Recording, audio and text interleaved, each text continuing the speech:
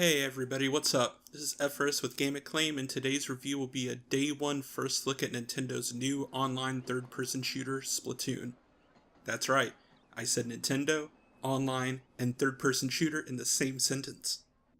So, since this is day one of the release of Splatoon on the Nintendo Wii U system, there isn't going to be a ton of things to discuss, but I will quickly go over a few of the essentials anybody should know when wanting to pick this game up and take it for a spin. The basic premise is that you're an Inkling, either boy or girl, and both of which can transform into squids to swim around in the ink that they've sprayed around the map. The general idea of the game modes, that I will get into momentarily, are to spray your colored ink all over the place. The floors, walls, decorations, everywhere. This is not to say that you won't be using that ink spraying power on other players too, as it allows you to quote unquote splat other players, making them respawn back at their base. The first game mode that we'll quickly look at is the single player campaign. There isn't much to it, to be honest, more like a tutorial for what the bread and butter of the game really is, the multiplayer. Your Inkling is tasked with finding some missing little Zapfish in order to help find the kidnapped great Zapfish. That's pretty much it. Not a lot to see here, but great for those who have never actually played the game before, as it will help you get your bearings about what to do and how the game mechanics work.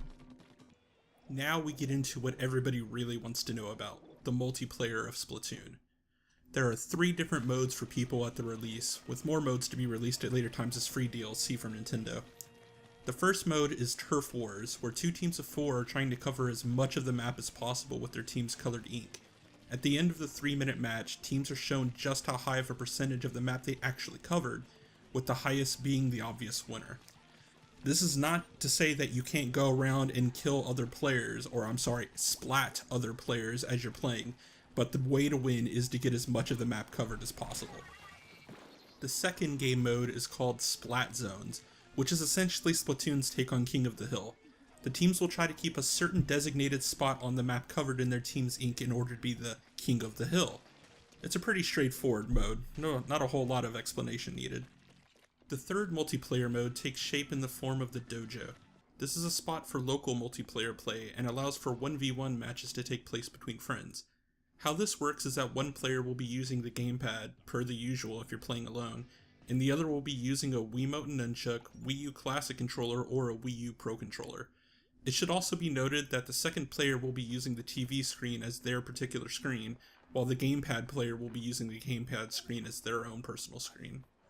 Splatoon also offers a large array of costume pieces and weaponry to help you customize your Inkling as you play.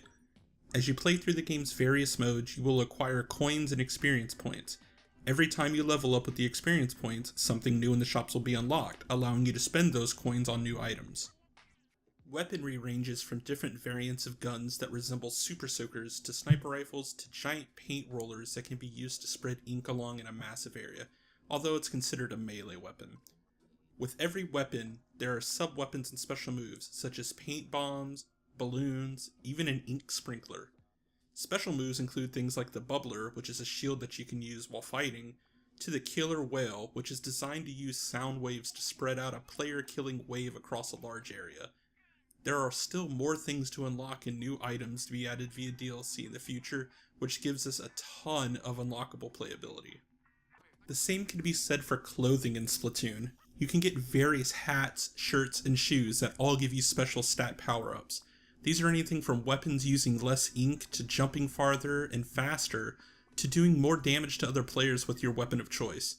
It's important to see what you're working with and mix and match in order to customize your Inkling to your own personal playstyle. Now, all of the things that we just talked about can be located in the central hub of the game called Inkopolis. Here is where you will find all of the stores, the multiplayer lobby, the single player start location, as well as some other shady characters that will help you along your way to become the freshest Inkling around. All in all, Splatoon has been a nice change of pace for both Nintendo and the third-person shooting genre in general. It's not all about headshotting people, the blood, or the mature ratings that can come with games like this.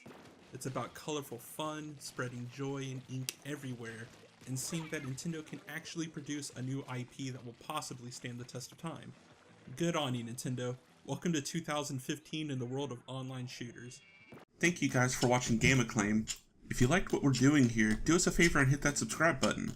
We'll be releasing some more videos soon, but if there's anything that you would like to see us review, play, or discuss, let us know in the comments below, or hit us up on any of our Twitter accounts or in our Twitch chats.